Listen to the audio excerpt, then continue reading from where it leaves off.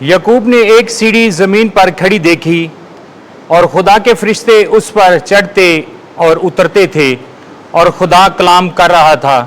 ہمارے لیے آج کی پہلی تلاوت تکوین کی کتاب اس کا 28واں باب 10ویں آیت سے لے کر 22ویں آیات مقدسہ۔ ایک دن یعقوب بیر شابہ سے نکل کر حران کی طرف جا رہا تھا اور ایک جگہ میں اترا اور رات وہیں کاٹی کیونکہ سورج ڈوب گیا تھا، اور اس نے ایک جگہ کے پتھروں میں سے ایک اٹھا کر اپنے سر کے نیچے رکھا اور وہیں سو گیا۔ اور اس نے خواب دیکھا کہ ایک سیڑھی زمین سے دھری ہے اور اس کا سر آسمان تک پہنچا ہوا ہے، اور دیکھو خدا کے فرشتے اس پر چڑھتے اور اترتے ہیں، اور دیکھو خداوند سیڑھی کے اوپر کھڑا ہے، اور اس نے کہا کہ میں خداوند تیرے باپ ابراہیم کا خدا اور اسحاق کا خدا ہوں۔ یہ زمین جس پر تو سوتا ہے میں تجھے اور تیری نسل کو دوں گا، اور تیری نسل زمین کی گرد کی طرح ہوگی، اور تو مغرب و مشرق و شمال و جنوب تک پھلے گا، اور جہان کی تمام اقوام تیرے اور تیری نسل کے وسیلہ سے برکت پائیں گی۔ اور دیکھ میں تیرے ساتھ ہوں، اور جہاں کہیں تو جائے تیری نگہبانی کروں گا، اور تجھ کو اس ملک میں پھر لاؤں گا، اور جو میں نے تجھ سے کہا ہے جب تک اسے پورا نہ کر لوں تجھے نہیں چھوڑوں گا۔ تب یعقوب نیند سے جاگا اور کہا کہ یقیناً خداوند اس جگہ میں ہے، اور میں نہ جانتا تھا، اور وہ ہراساں ہوا اور بولا کہ یہ کیسی بھیانک جگہ ہے، یہ کچھ اور نہیں مگر خدا کا گھر اور آسمان کا آستانہ ہے۔ اور یعقوب صبح سویرے اٹھا اور اس پتھر کو جسے اس نے اپنا تکیہ کیا تھا لے کر ستون کی طرح کھڑا کیا، اور اس کے سر پر تیل ڈالا، اور اس مقام کا نام بیتیل رکھا، پر اس شہر کا نام پہلے لوز تھا۔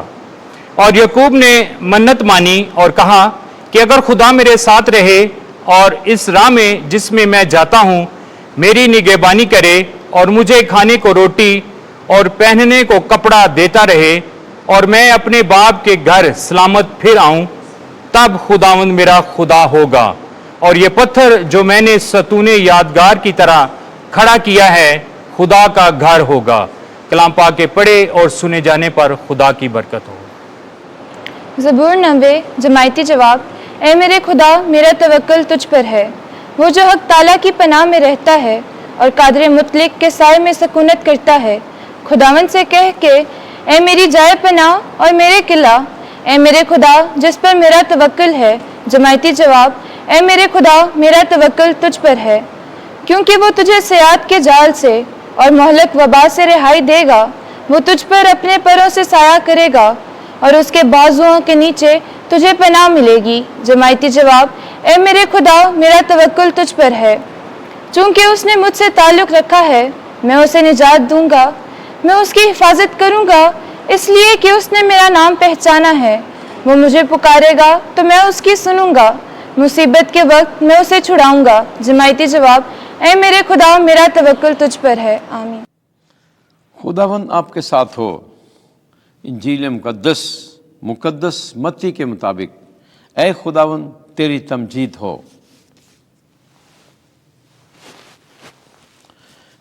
میری بیٹی ابھی مری ہے، تو چل کر اپنا ہاتھ رکھ تو وہ زندہ ہو جائے گی۔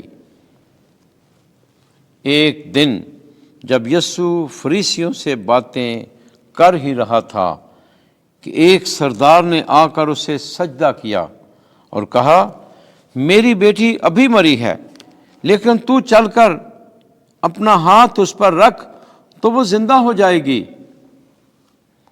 اور یسوع اٹھ کر اپنے شاگردوں کے ساتھ اس کے پیچھے چلا، اور دیکھو ایک عورت نے جس کو 12 برس سے خون جاری تھا اس کے پیچھے آ کر اس کی پوشاک کا دامن چھوا، کیونکہ وہ اپنے جی میں کہتی تھی اگر میں صرف اس کی پوشاک ہی چھو لوں گی تو اچھی ہو جاؤں گی۔